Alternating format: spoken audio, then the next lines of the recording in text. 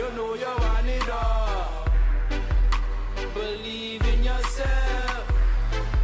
Even after the fall, I wish I knew that one a long, long time. Laurel Thatcher Ulrich once said, "Well-behaved women rarely make history." This is a quote I have been familiar with since high school, and it has always echoed in my thoughts, even today. There can be plenty of interpretations of what it really means. While some might misconstrue the words to mean that a woman should behave poorly, for me, it speaks to my idea that as a woman you have to break boundaries, stand out, and make something of yourself. As a passionate and driven person, this has been my battle cry through adulthood, something that reminds me to not only strive for success in every day, but go above and beyond what is expected of me and shine brighter than those who came before.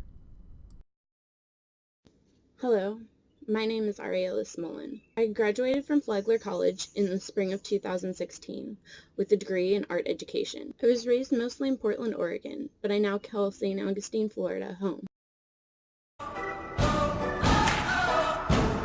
When you're feeling down, can't go any further. Tossed to the ground, been kicked to the curb, yeah. Come against the foe and his eyes scream murder. How can I bounce back when I feel so hurt, yeah.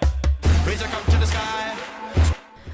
Art has been one of the few constants in my life, from childhood and into adulthood.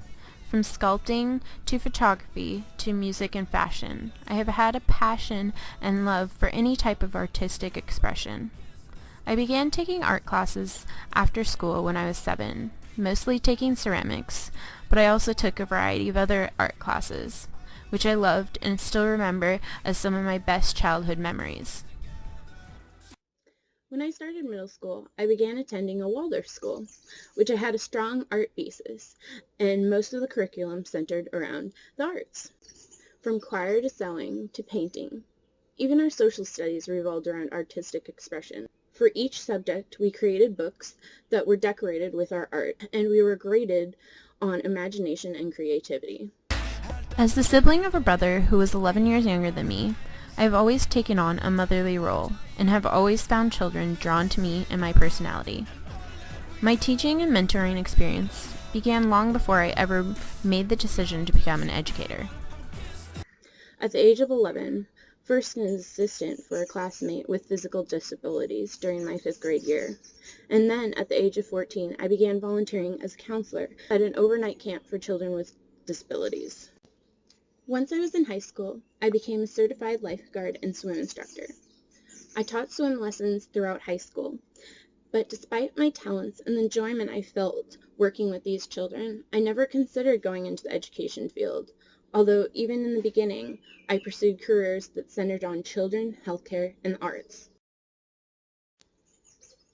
Before I began my educational journey at Flagler College, I spent the spring of 2013 in Shanghai with my mother and brother, who both lived there. My mom worked at the school, and my brother attended. At first, I was not sure what my role would be as an intern, especially since I was the first at the school.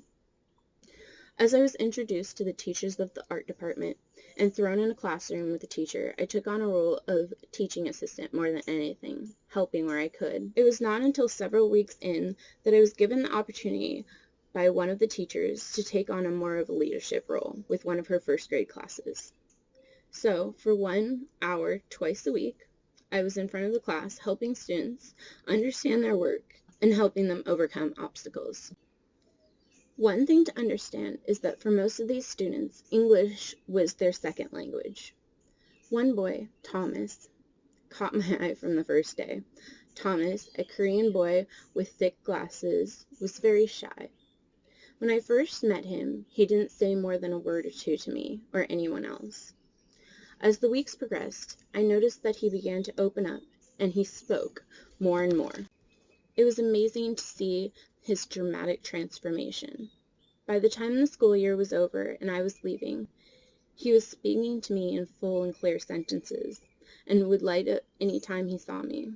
Prior to my trip to China, I had already been accepted to Flagler College, but was still uncertain as to whether I was cut out for the challenges of teaching. The internship taught me that I could not only be successful, but make an impact in the lives of children I teach, even in a short period of time. I can make a difference, and I'm looking forward to the everyday obstacles that teachers face, and the momentous positive influence I can bestow upon the next generation in sharing my passion and love of learning with future generations of students. Thank you for taking the time to look at my video and learning a little bit more about me.